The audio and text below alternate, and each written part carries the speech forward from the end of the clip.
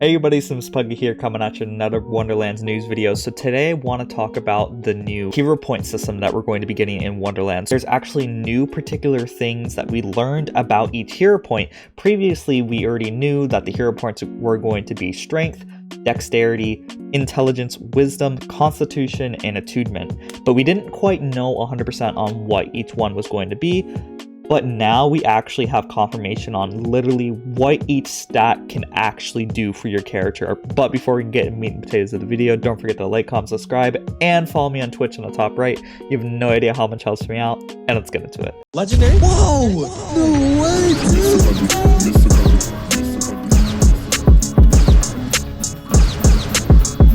So first things first, this article literally just came out today. So character creation is something that we got on the official Wonderlands site as of today, as well as the Dev 4 diary, as you see right here. So with this new page, it goes more in depth about the character customization, which we already actually covered on the top right. If you want to learn more about the character customization, click on top right. The only thing that we learned besides from yesterday's articles with character customization is the fact that there's going to be personalities and such with your characters, and we have confirmation that there is a level cap of 40, which is very, very cool. But let's keep talking about the hero points, because we can see right here, each hero point is going to have these effects. So strength is going to have critical hit damage. Dexterity is base critical hit chance, which I'll talk about a little bit more. Sounds really crazy, I know, but let's continue. Intelligence has spell cooldown rate. Wisdom has status effect damage, which sounds like an all-around elemental damage increase, perhaps only on the dots. It kind of sounds like it's only on the dots, but I'm hoping this is just flat out all elemental damage, but we don't quite know yet. Constitution, which increases your maximum HP,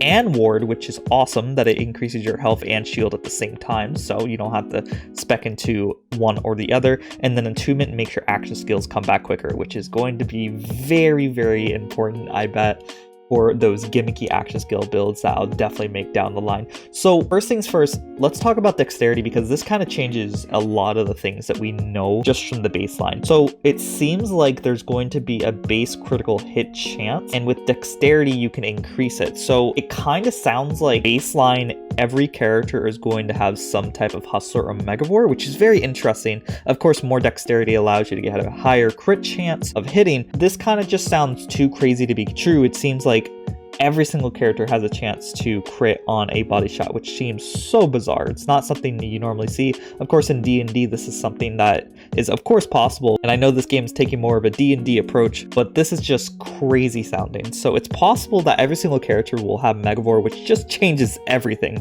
That's incredible. And this doesn't specify if it's gun, melee, action skill damage, AoE, so it's possible that you can crit with literally anything with dexterity, so that's absolutely crazy. But before we go more in depth on those particular ones, let's talk about how you actually acquire hero points. From this article itself, you can see that there's a chance for you to get a backstory for your character, which will then determine how your stats are baseline. So if you are, say, raised by elves, as I say here, or perhaps you're the village idiot, your stats here are going to be completely different, which is very, very interesting. So like in Fallout fashion, if you guys are familiar with the game Fallout, when you start off the game, you get a chance to put additional points into certain stats, and you have the same thing. So when you mold your character, make your character, you can apply 10 additional hero points anywhere you wish. And what's real interesting about these additional points that you can put in is that right here it says falling short of the 10-point baselines means that you'll experience a negative effect. So this example says if you are only 8 in intelligence points, your spells will actually take longer to recharge. So it's quite possible if you want an all-around character, you would just want to evenly distribute your stats between all of them. But as we try to specialize and make more particular builds, I'm sure that won't be the case. Personally, I know right off the bat, I'm probably going to be really into leveling up attunement or intelligence, just because shorter cooldowns are really, really important. Another key thing that we actually learned about hero points all the way back in September 13 is this article from GameSpot where they actually interviewed Max Cott, and he says here, these hero points are separate from skill points, so we already know that, but here's the key part. It says you can also earn them throughout the game. So it sounds like besides the hero points that you get from your backstory, besides from the first 10 points you can distribute anywhere you want, you'll also earn them as you complete the campaign, which is excellent.